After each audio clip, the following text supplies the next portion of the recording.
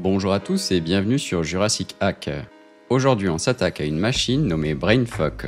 Celle-ci se veut très complexe à résoudre et aborde certaines notions de cryptographie. Dans un premier temps, nous allons commencer par faire un scan de port à l'aide de Nmap. Nous allons également activer le scan de version et le scan de script. Ici, on peut constater qu'il existe de multiples ports ouverts sur la machine, incluant les services SMTP, POP3 et IMAP. Le scan de script nous révèle également des informations intéressantes dans le certificat. On peut constater la présence du sous-domaine supersecret.brainfuck.htb. Nous allons donc ajouter ces informations à notre fichier hosts à l'aide de la commande t. On va spécifier l'adresse IP de la machine, notre premier sous-domaine et le domaine associé à la machine.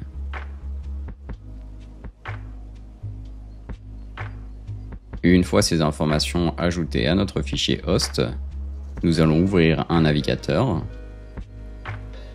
puis nous allons spécifier le premier sous-domaine découvert, ici supersecret.brainfuck.htb. Ici cela ressemble à un forum, cependant nous n'avons toujours pas d'authentifiant pour nous connecter à celui-ci. Nous allons donc ouvrir un nouvel onglet et visiter le site brainfuck.htb.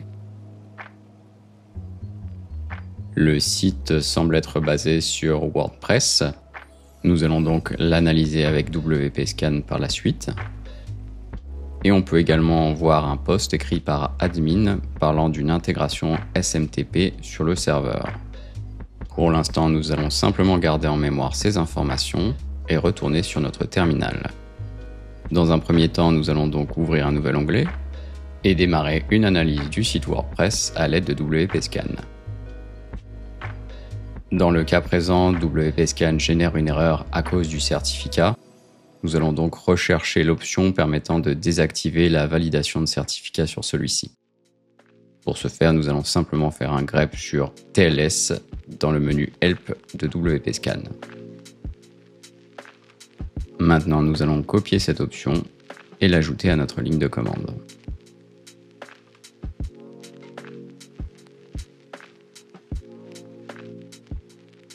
Une fois le scan terminé, on peut constater qu'il existe un plugin non à jour sur le CMS WordPress.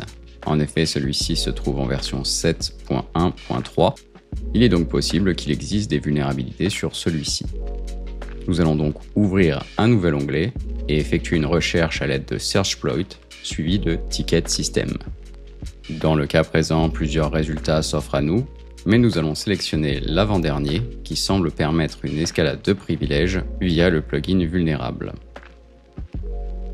Dans un premier temps, nous allons commencer par localiser ce fichier sur notre machine.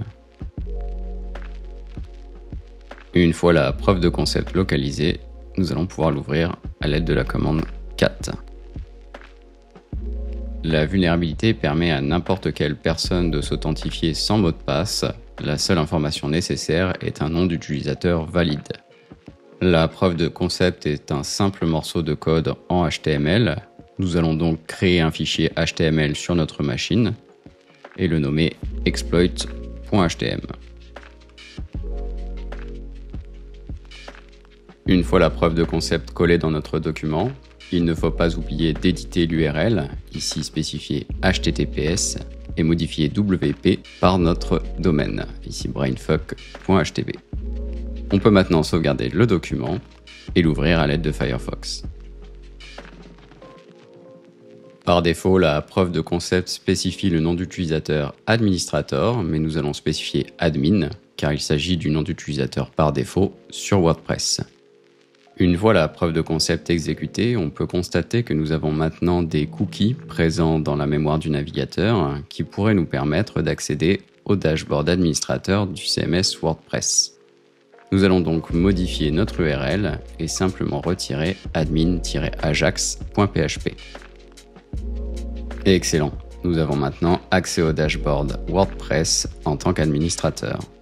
Le site WordPress parlait tout à l'heure d'une implémentation de SMTP. Nous allons donc nous diriger vers les plugins et regarder la configuration correspondant au plugin EasyWP SMTP.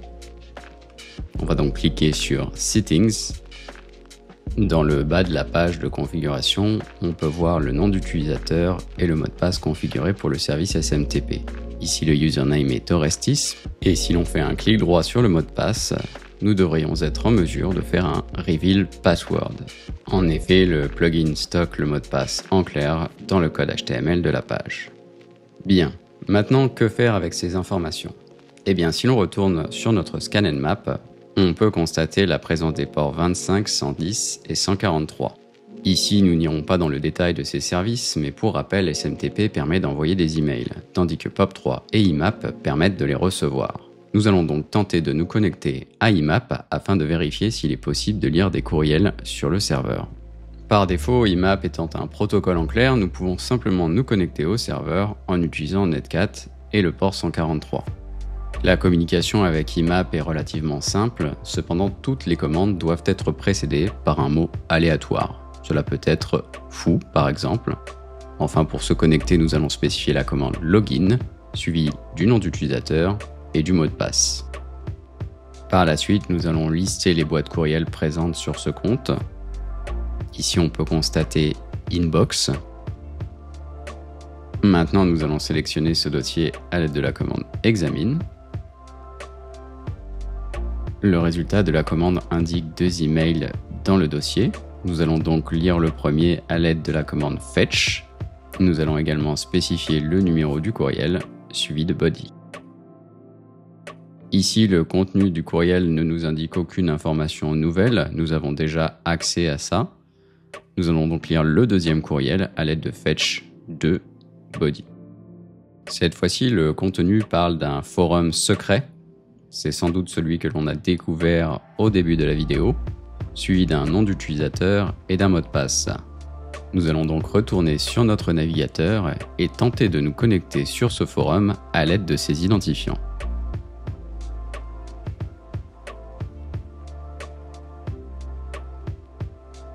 Une fois connectés, nous pouvons accéder aux conversations présentes sur le forum. Cependant, il semble que celle-ci ne soit pas en anglais, ni dans aucune langue que je connaisse. Cela dit, si vous avez un petit peu d'expérience avec les CTF et autres challenges, on reconnaît un chiffrement par substitution. Le chiffrement par substitution va permettre de permuter une lettre par une autre.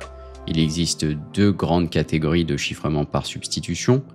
On retrouve la substitution monoalphabétique avec des implémentations telles le carré de Polybe ou le chiffrement de César, dont l'implémentation la plus connue est certainement ROT13 pour son fameux décalage de 13 caractères, et la substitution polyalphabétique, dont les implémentations les plus connues sont certainement le chiffre de Wigner et Enigma. Dans le cadre de notre machine, après plusieurs tests, nous avons découvert qu'il s'agissait du chiffre de Wigner. L'analyse fréquentielle est donc à exclure dans le cas présent. Cependant, il existe beaucoup de méthodes de cryptanalyse permettant de casser le chiffre de Wigner. Évidemment, ce n'est pas dans le cadre de la vidéo. Nous allons donc faire une petite recherche sur Internet afin de voir s'il existe un outil en ligne permettant de casser Wigner à notre place. Ici, nous allons sélectionner le 3e résultat et coller notre texte. Enfin, nous allons juste modifier la longueur de la clé et mettre 8 à 16.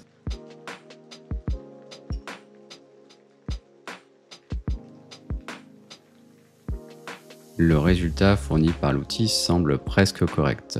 Les anomalies présentes dans le texte sont simplement dues à la clé. En effet, le E devrait être un N. Nous allons donc prendre ce keyword et chercher un outil en ligne permettant de déchiffrer notre texte avec la bonne clé.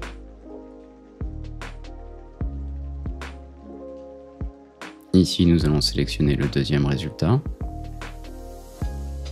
Puis nous allons modifier encode par decode. Nous allons coller notre texte chiffré. Et enfin, nous allons modifier la clé. Parfait. Si l'on regarde le résultat, plus aucune erreur. Nous allons donc copier l'URL et la coller dans notre navigateur.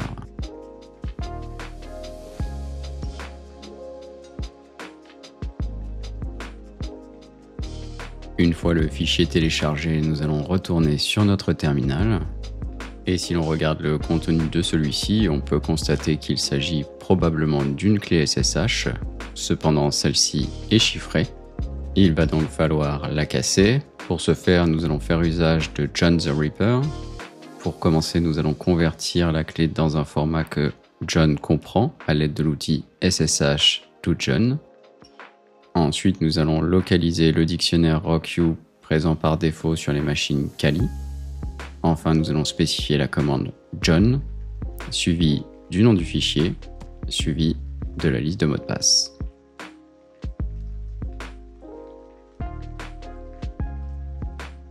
Une fois le mot de passe obtenu, nous allons pouvoir attribuer les bons droits à la clé récupérée et nous connecter sur la machine à l'aide de la commande SSH-i suivi du nom de la clé, suivi de orestis@brainfuck.htb. Une fois connecté à la machine, nous allons pouvoir récupérer le user.txt présent dans notre répertoire Home. Maintenant, nous allons pouvoir commencer notre phase d'escalade de privilèges. Ici, si l'on regarde le contenu de notre répertoire, on peut voir la présence de 3 fichiers. Dans un premier temps, nous allons ouvrir le script Sage. Ici, on peut voir que le script va ouvrir le root/root.txt, puis ouvrir 2 autres fichiers, output.txt et debug.txt. Encore une fois, nous allons passer les détails mathématiques, mais il s'agit de RSA. On peut notamment constater les variables écrites dans le fichier debug, P, Q et E. Si l'on regarde le fichier de sortie, on peut constater que le root.txt a été chiffré, tandis que le contenu du fichier debug.txt contient les variables utilisées pour chiffrer celui-ci.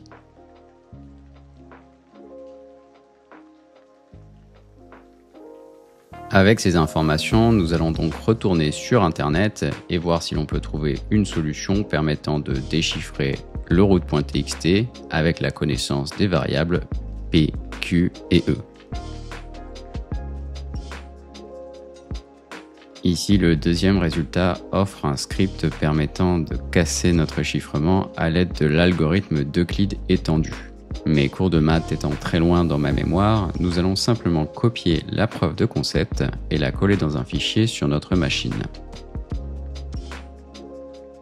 Une fois l'opération effectuée, il faudra modifier 4 valeurs dans notre script, P, Q, CT et E. Nous allons commencer par la valeur CT ou ciphertext.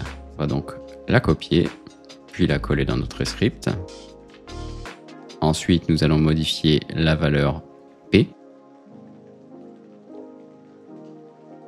puis la valeur Q, et enfin la valeur E. Nous pouvons maintenant sauvegarder le fichier et exécuter notre script. Le résultat indique la valeur PT ou plain text.